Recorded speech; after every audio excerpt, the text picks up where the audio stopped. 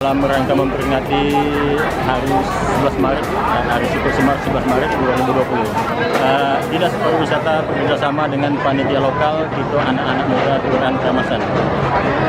Nah, dalam lomba ini ada lomba apa?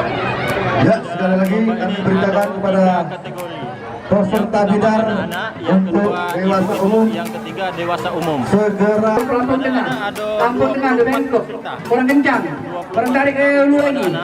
Untuk ibu Bengkok. ada 12 peserta, untuk Jalur tengah, jalur tengah. ada sebanyak bengkok atau 50 miring. peserta.